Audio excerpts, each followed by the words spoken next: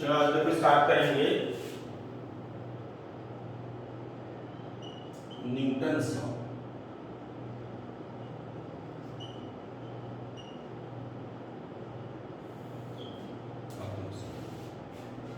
इसे one by one करके सारा चीज देखते रहोगे। काइनेमेटिक्स का भी कुछ पोर्शन इसमें करेंगे। सबसे पहले आता है डिस्टेंस। ये सब फंडामेंटल पार्ट है ना। डिस्टेंस किसको बोलते हैं? तो डिस्टेंस एक्चुअली क्या होता है ना, जितना वो एक्चुअल पाथ कवर करेगा,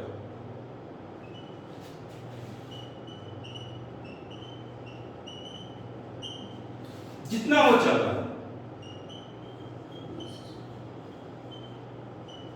ये सब डिस्टेंस। ठीक है, डिस्टेंस तुमसे पूछेंगे बताओ डिस्टेंस कैसा क्वांटिटी है, तो डिस्टेंस तुमको बताया कि डिस्टेंस कैसा होता है, स्केलर होता है। तो क्या बोलते हैं, जितना एक्चुअल पाथ कवर करेगा वो इसका डिस्टेंस होगा। और यही चीज अगर सीधा हो जाए, ये चीज अगर स्ट्रेट लाइन में है, यानी कोई भी पाथ होगा, चाहे स्ट्रेट पाथ हो या जिगजैग पाथ हो, कोई भी पाथ होगा, कोई भी पाथ हो, तो उसको डिस्टेंस बोलते हैं। लेकिन अगर उसमें से स्ट्रेट लाइन पाथ, अगर सीधा कोई चलता है एकदम स्ट्रेट लाइन, तो उसका नाम बदल देते हैं। अब उसको बोलते हैं लीनियर डिस्प्लेसमेंट। देखो तुम हो सकता है पहले पढ़ता होगा सिर्फ डिस्प्लेसमेंट, लेकिन अब 11th में आकर के यहां पर एक वर्ड ऐड करना है, लीनियर। लीनियर मतलब होता है स्ट्रेट लाइन, है ना। और अगर कोई गोल घूमता है सर्कुलर ट्रैक में, तो उसको बोलते हैं एंगुलर डिस्प्लेसमेंट, है ना। तो यहां पे तो अलग अलग आएगा, है ना। सर्कुलर मोशन जब पढ़ेंगे तो वहां पे टर्म आएगा एंगुलर डिस्प्लेसमेंट, और जब कोई स्ट्रेट लाइन पाथ पढ़ेंगे, सीधा अगर कोई चलता है, तो वहां पे पढ़ेंगे लीनियर डिस्प्लेसमेंट। तो अब जो है सिर्फ डिस्प्लेसमेंट नहीं बोल करके हम लोग आगे वर्ड लगाएंगे लीनियर डिस्प्लेसमेंट। तो लीनियर डिस्प्लेसमेंट क्या होता है? द मिनिमम डिस्टेंस बिटवीन, बोलते हो ना,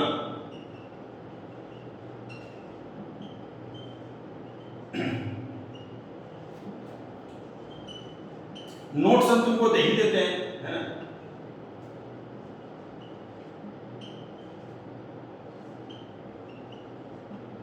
तो ये हो गया तुम्हारा लीनियर डिस्प्लेसमेंट। तो यहां से यहां तक का मिनिमम डिस्टेंस हो गया, वो हो गया। जैसे फॉर एग्जांपल 10 मीटर,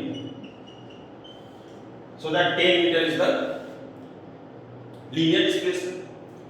डिस्प्लेसमेंट का यूनिट क्या होगा? एसआई यूनिट मीटर होगा, सीटीएस यूनिट सेंटीमीटर होगा, है ना। और अगर तुमसे कहें कि बताओ ये वेक्टर है या स्केलर है, तो तुम देख पा रहे हो इसमें स्केलिंग कर पाते हैं, इसका आधा 5 मीटर होगा कि नहीं होगा। तो जिस भी फिजिकल क्वांटिटी का हम स्केलिंग कर पाते हैं तो वो वेक्टर होगा। तो ये क्या होगा? वेक्टर होगा। जबकि डिस्टेंस क्या हो जाता है? स्केलर, क्योंकि वहां पर हम लोग स्केलिंग प्रॉपर्टी को फॉलो नहीं करा पा रहे थे, है ना। अब डिस्टेंस के बाद आता है स्पीड। स्पीड किसको बोलते हैं?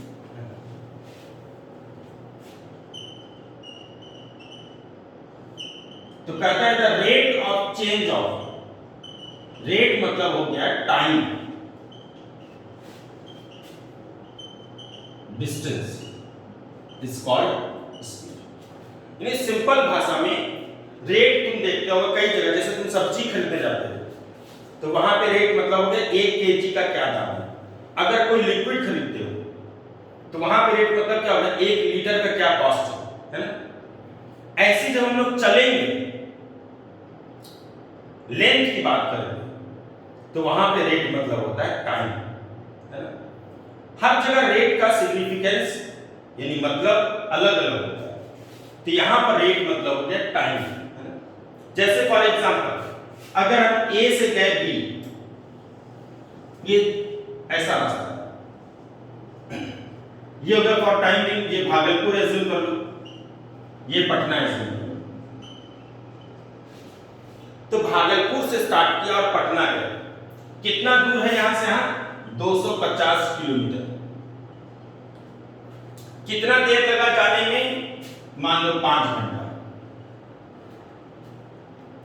तो यहां से यहां तक का टोटल डिस्टेंस जो है वो 250 किलोमीटर और जाने में टाइम लगा 5 आवर, तो तुम बोलोगे कि 5 आवर में हम लोग कितना कवर किए, 250 किलोमीटर। 5 घंटे में हम लोग 250 किलोमीटर चले। और रेट जब भी होता है तो वो 1 का होता है, चाहे 1 घंटा हो, 1 मिनट हो, 1 सेकंड हो। जैसे तुम अगर सब्जी खरीदने जाते हो तो वहां पे 1 केजी का क्या दाम है, 1 क्विंटल का क्या दाम है ना, इस तरह से कॉस्टिंग आएगा, एक आएगा, 1 आएगा, यूनिट आएगा। तो 5 घंटे में हम लोग 250 किलोमीटर का दूरी तय किए। तो कहता है क्या, स्पीड का परिभाषा क्या होता है, स्पीड बोलते हैं कि 1 सेकेंड, 1 घंटा या 1 मिनट में तुम जितना चल रहे हो उसी को स्पीड बोलते हैं। तो हम लोग 5 घंटा में चले 250 किलोमीटर, 1 घंटा में कितना चलेंगे, 250 किलोमीटर और डिवाइडेड बाय 5, इधर आ गया। तो ये कितना आ जाएगा, 50 किलोमीटर पर आवर। तो यहां समझ आ गया कि 1 घंटे में हम लोग 50 किलोमीटर चलेंगे।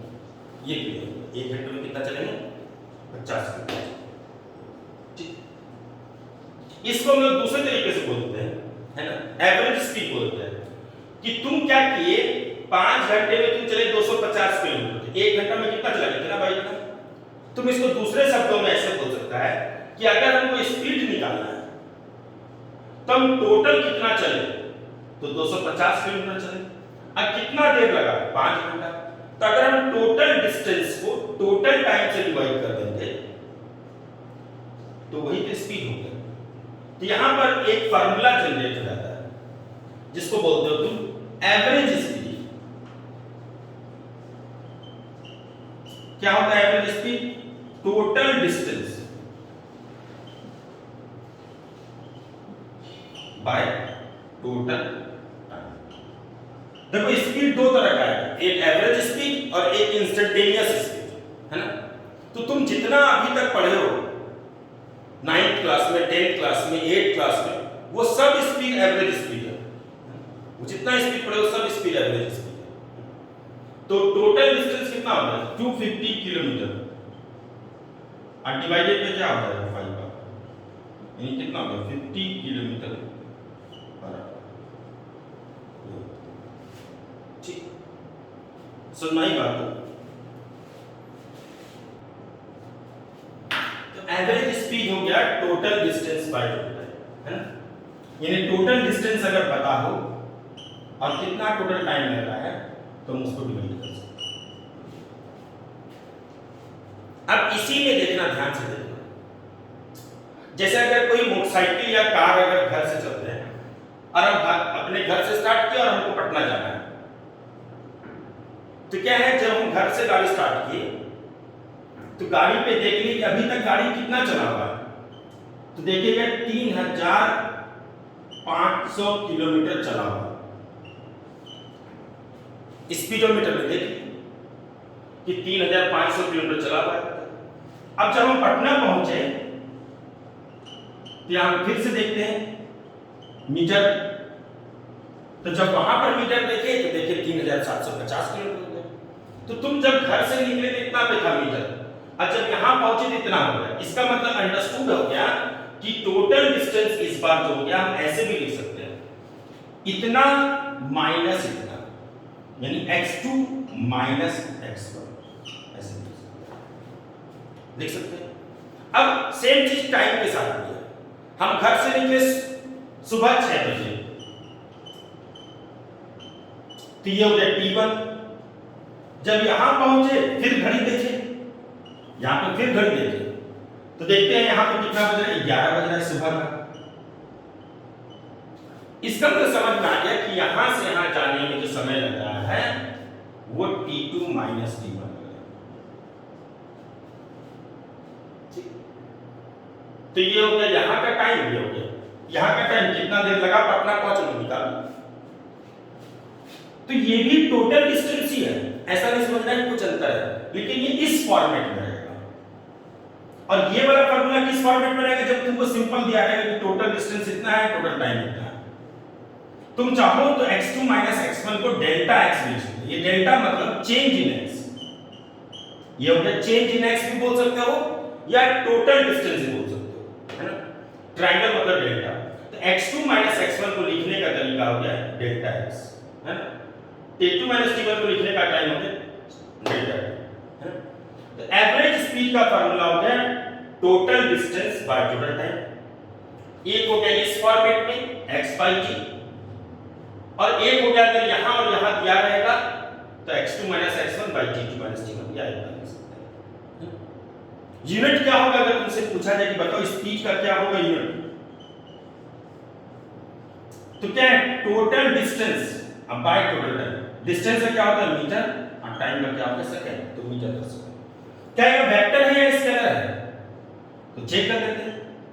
स्पीड क्या होता है total distance by total time. तो डिस्टेंस क्या होता है स्केलर, डिस्टेंस क्या होता है स्केलर, और टाइम भी क्या होता है स्केलर।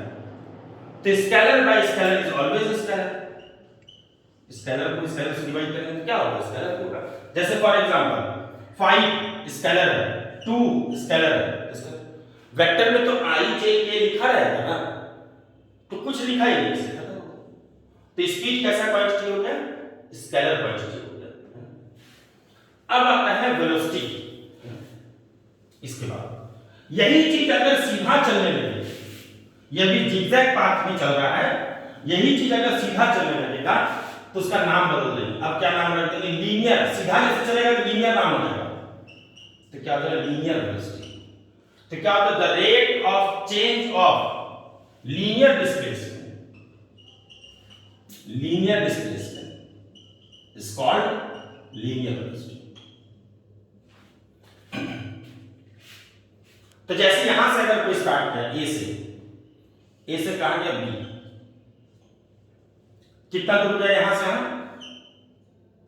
10 मीटर, जाने में कितना समय लगा 2 सेकंड। तो क्या होगा एवरेज स्पीड की जगह इस बार लिखेंगे एवरेज वेलोसिटी, और इस बार क्या हो जाएगा टोटल डिस्टेंस की जगह क्या हो जाएगा total displacement by total time, है ना। ये चीज हो जाएगी। तो 2 सेकंड में कितना चले हो 10 मीटर, तो 2 सेकंड में चले हैं 10 मीटर, इसलिए 1 सेकंड में कितना चलेंगे।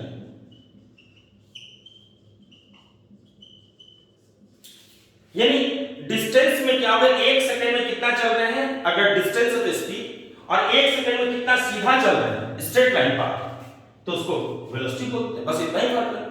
वेलोसिटी और स्पीड में एक ही फर्क है। सीधा चलोगे तो पता करो कि 1 सेकंड में तुम कितना चल रहे हो, बिना चले नहीं हो सकता है, तो वेलोसिटी। और अगर जिगजैग पाथ में चल रहे हैं तब पता करो कि 1 सेकंड में कितना चल रहा है, तो वो स्पीड हो गया, है ना।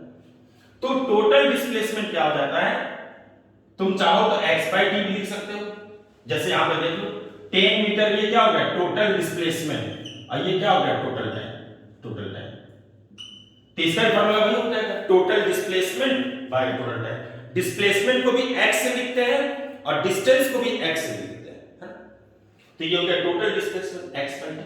और अगर इस फॉर्मेट में दिया है कि यहां पर जब हम चले थे तो मेरे गाड़ी में ये था मेंशन इतना मीटर चले, जब यहां पहुंचे तो इतना आ गया रेडी, जब घर से निकले तो घड़ी देखे इतना टाइम बज रहा था, जब यहां पहुंचे तो घड़ी देखे इतना टाइम बज रहा है।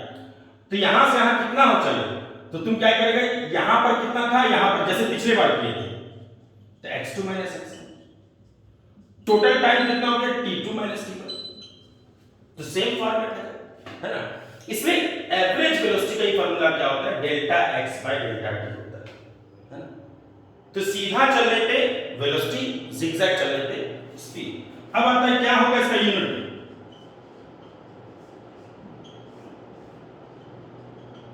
तो ये डिस्प्लेसमेंट बाय टाइम है, डिस्प्लेसमेंट का मीटर और टाइम का सेकंड, तो मीटर पर सेकंड। अब आता है वेक्टर होगा कि स्केलर होगा,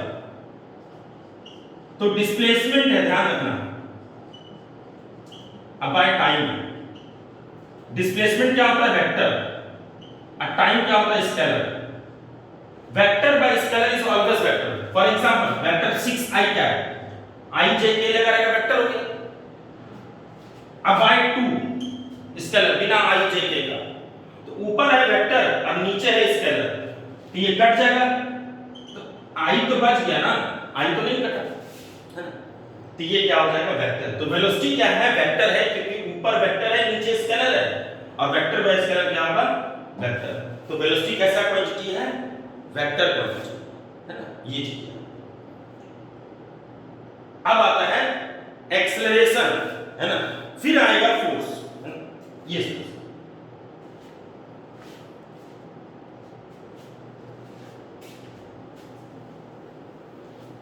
रहने देते हैं, कल करते हैं, फिर एक दिन में ज्यादा नहीं करने का, है ना।